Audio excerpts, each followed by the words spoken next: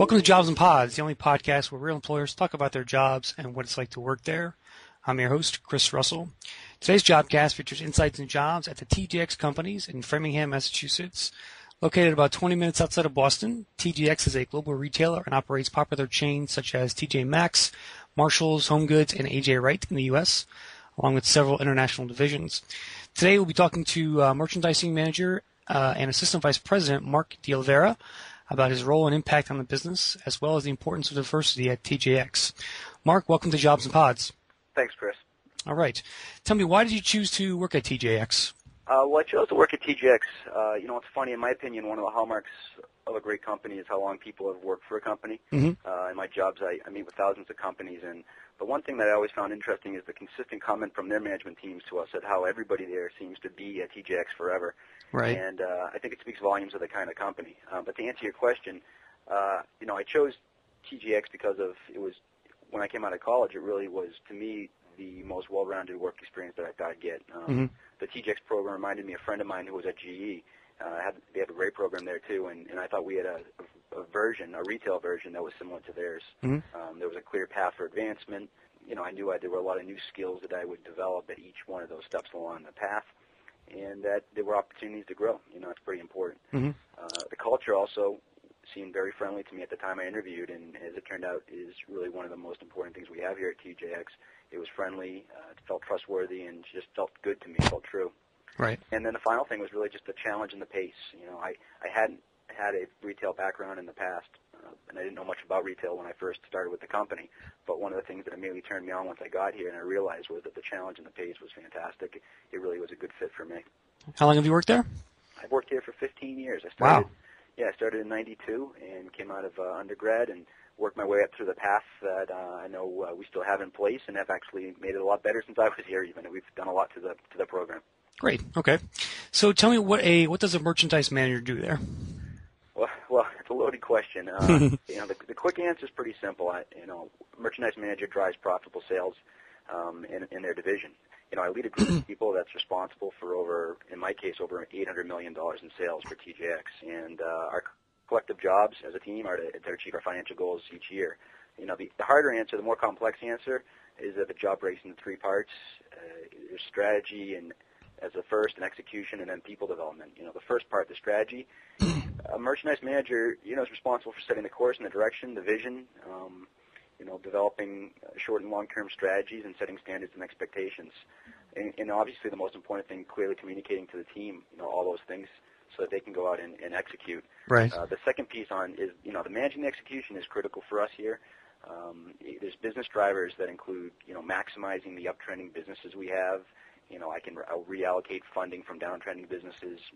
It includes maintaining liquidity and managing open to buy, inventory management, flowing fresh merchandise to our stores every day, markdown management, and really just making sure that the assortments and the mixes that each of the buyers is buying is the most exciting for our customers.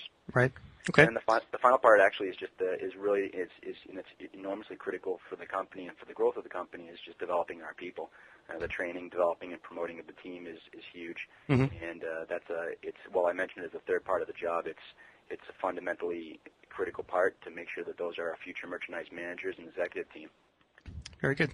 When you hire a merchandise manager, what kind of experience do you acquire in the role? From an experience standpoint, the one thing you really need to have, obviously, is a buying experience. We have folks that have come to our company that have been merchandise managers at other retailers, and that certainly is something that's a great experience to have. Certainly within our company, you really need a buying experience. After that, it's really, I think, skill sets that are more important. And there's a lot of skill sets that are obviously, I mentioned strategy, the ability to put together a business strategy, manage your team, people development skills.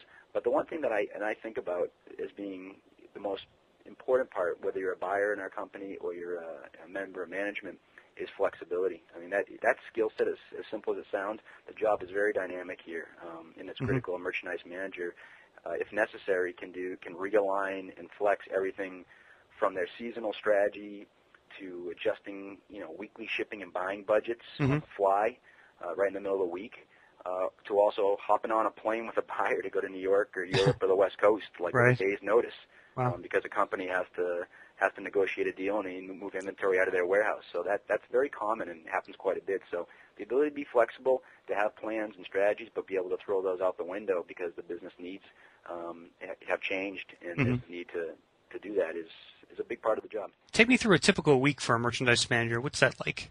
I think most folks here say everything's, a typical week's pretty atypical, but the one thing that's pretty constant is that, on a Monday morning or at the beginning of the week, I'll look at the financial results for my group for the previous week of the month, and that includes everything from the sales to open to buy to what we want to do in terms of shipping, what the buyers are planning for travel, and really pulling the team together to talk about really the short-term goals and objectives for the week and how they fit in.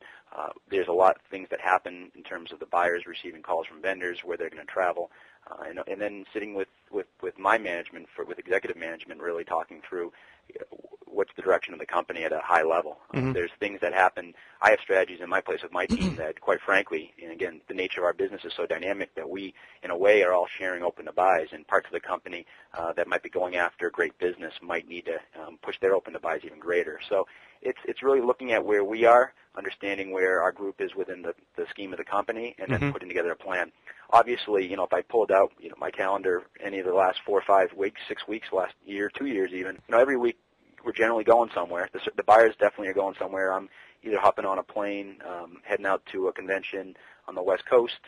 We have buyers that go over to Europe pretty consistently that are importing leather goods, dress shirts, and ties out of Italy and other parts of Europe, so that may be part of the trip.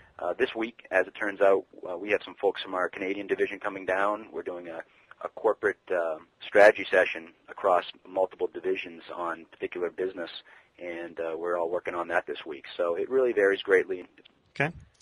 How do you impact the business as a merchandise manager? Can you give us a sense of that? Again, here in merchandising, as a merchandise manager, our buyers impact the business dramatically, and they do it by buying incredible value merchandise, exciting merchandise. This directly impacts our sales. It directly impacts our customers' experience, how excited they are. It impacts our foot traffic into the stores, word-of-mouth advertising from our customers. They tell their friends at the dinner party that night that they bought a great item at TJX, and then those folks then go looking for those same items. That's really what we're all about, and the buyers are the people that directly make that happen. So the way I see that I impact the business is by creating an environment for those buyers and for my team that allows them to focus on doing exactly that, negotiating the best prices on the best product and delivering that product to the stores. What I need to make sure I do is set the course, set the direction, make sure that financials are looked at a team level, make sure the buyers don't have to necessarily worry about all those things, but just focus on delivering great product to our customers. Great. Okay.